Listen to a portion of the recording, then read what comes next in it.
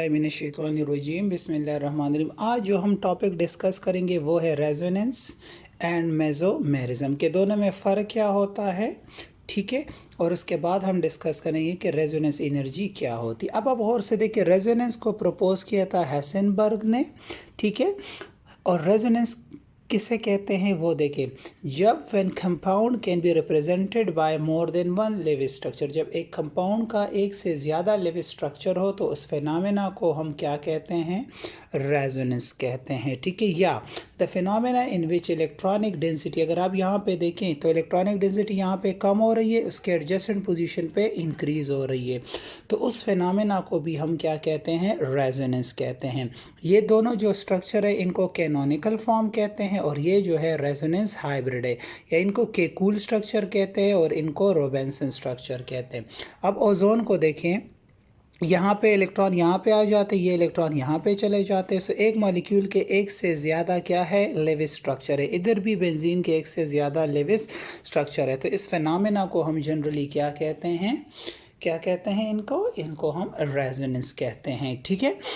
Resonance में कुछ conditions होती है कि रेजोनेंस में नंबर ऑफ एटम्स 1 2 3 बराबर होते हैं, पोजीशन ऑफ एटम्स भी सेम होती है, जगह से नहीं हिलते, ठीक है। नंबर ऑफ इलेक्ट्रॉन्स भी सेम होते हैं, सिर्फ जो चेंज होते हैं वो पोजीशन ऑफ इलेक्ट्रॉन्स। अब यहाँ पे 6 इलेक्ट्रॉन है, यहाँ पे इन दोनों के दरमियान 2 इलेक्ट्रॉन है, ये इधर आ जाते हैं तो ये डबल बॉन्ड बन जाता है इधर, और ये इलेक्ट्रॉन यहाँ पे आ जाते फिर 6 हो जाते हैं। सो वो फिनोमेना जिसमें इलेक्ट्रॉनिक डेंसिटी अगर एक जगह पे कम हो रही हो तो उसी टाइम एडजेसेंट पोजीशन पे इंक्रीज होती है, तो इसको हम जनरली रेजोनेंस कहते हैं, ठीक है।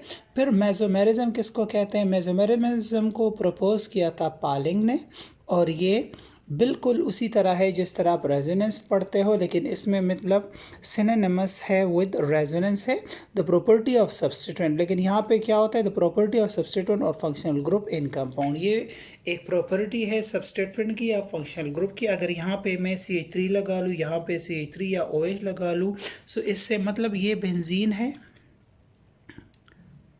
लेट्स सपोज, और यहाँ पे मैं OH ग्रुप लगा लूँ, so this is functional group, ये बेंजीन है, और यहाँ पे मैं CN ग्रुप लगा लूँ। अब ये इलेक्ट्रॉन विदड्राविंग ग्रुप है और ये इलेक्ट्रॉन डोनेटिंग ग्रुप है। सो अगर इनमें रेजोनेंस हो तो फिर इन रेजोनेंस को हम मेसोमेरिज्म कहते हैं।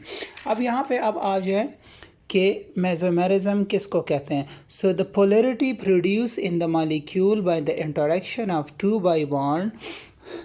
pi bond और between a pi bond and lone pair, ठीक है, present at adjacent atom is called क्या, रेजोनेंस। ये रेजोनेंस या इसको सिंपली आप मेसोमेरिज्म कहते हो कि वो फिनोमेना मेसोमेरिज्म है जिसमें क्या होता है, रिलेशन होता है बिटवीन इलेक्ट्रॉन या बिटवीन 2 pi बॉन्ड्स या लॉन पेयर और पाई बॉन्ड के दरमियान, तो इसको हम जनरली मेसोमेरिज्म कहते हैं। फिर मेसोमेरिज्म इफेक्ट 2 किस्म के होते हैं, नेगेटिव मेसोमेरिक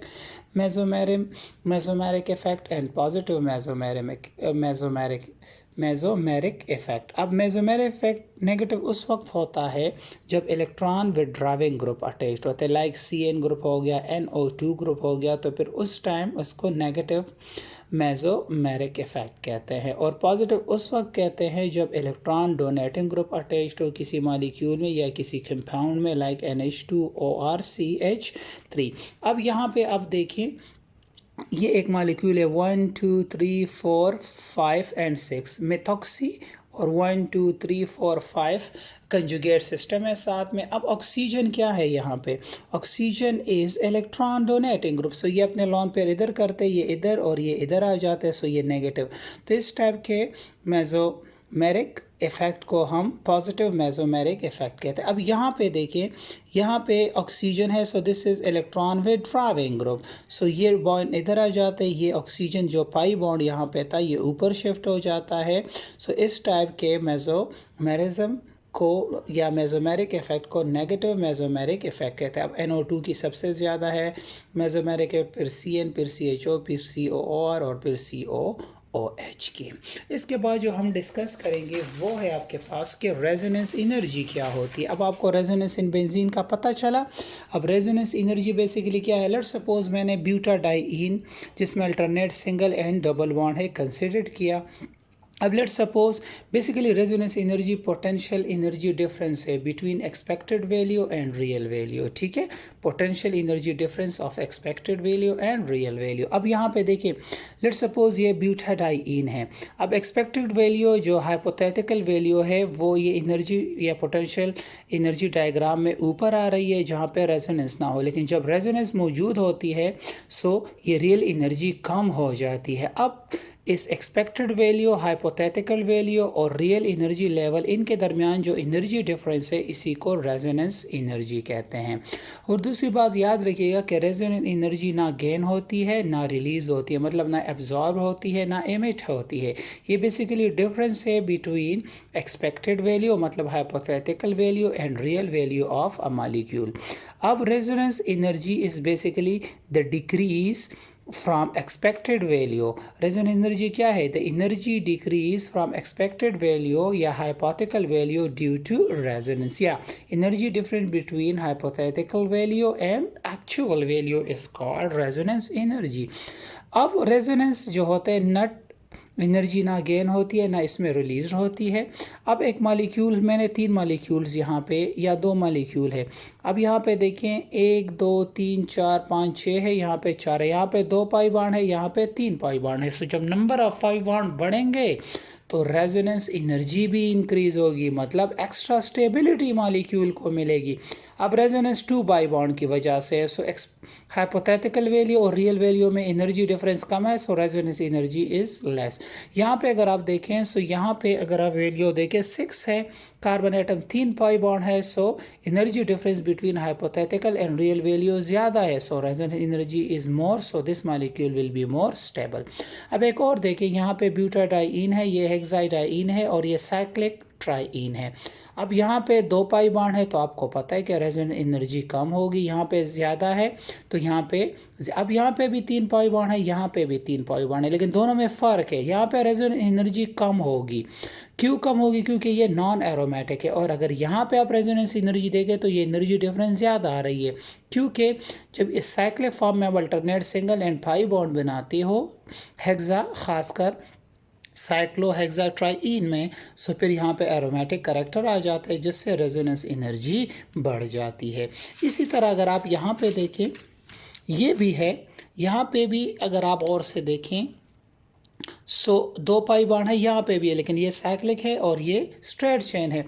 अब यहाँ के रेजोनेंस एनर्जी ज़्यादा होती है, यहाँ की कम होती है, क्योंकि जब ये साइक्लिक बनाता है ये तो एंटी एरोमेटिक होता है, ठीक है, ये हकल रूल को फॉलो नहीं करता। हकल रूल पर बाद में पढ़ाऊंगा कि क्या होता है, ठीक है। सो यहाँ पे रेजोनेंस एनर्जी कम, यहाँ पे रेजोनेंस एनर्जी ज़्यादा, तो ये ज़्यादा स्टेबल, ये लीस्ट स्टेबल। अगर आप यहाँ पे देखें सो एक OH की वजह से रेजोनेंस कर रहे, एक NH2 की वजह से। अब N अगर यहाँ पे इलेक्ट्रॉन ट्रांसफर है O तो इस पर पॉजिटिव आएगा। अब N, अब आपको पता है N is less electronegative as compare to oxygen. So N पे अगर पॉजिटिव आ जाए तो वो ज़्यादा खुश होता है एज़ कम्पेयर टू ऑक्सीजन के पॉजिटिव के, सो इसलिए इसकी रेजोनेंस एनर्जी ज़्यादा होगी, ठीक है। और यहाँ पे हाई इलेक्ट्रोनेगेटिविटी होगी, सो इसकी रेजोनेंस एनर्जी क्या होगी, it has less resonance energy, less होगी इस मॉलिक्यूल की। फिर अगर आप resonance energy heat of hydrogenation से मालूम करना चाहते हैं, अगर आप बेंजीन को कंसिडर करें कि कूल स्ट्रक्चर को, तो यहाँ पे alternate single and double bond है, 3 पाई बॉन्ड है, मतलब हेक्साट्राइईन है। अगर एक अल्कीन बॉन्ड को आप तोड़े साइक्लिक फॉर्म में तो ये 120 किलो जूल पर मोल, और अगर आप 3 को तोड़ेंगे तो ये 360 रिलीज़ करेगा। लेकिन जब एक्चुअल बेंजीन मॉलिक्यूल की आप हाइड्रोजनेशन करते हो तो ये 208 रिलीज़ करते हैं। सो अब रेजोनेंस एनर्जी बेंजीन की क्या हुई, एक्सपेक्टेड वैल्यू मतलब हाइपोथेटिकल वैल्यू 360 है, लेकिन जो रियल वैल्यू आ रही है वो 208 आ रही है। सो इन दोनों के दरमियान जो एनर्जी डिफरेंस है that is called resonance energy of benzene and which is 152 kilo joule पर मोल।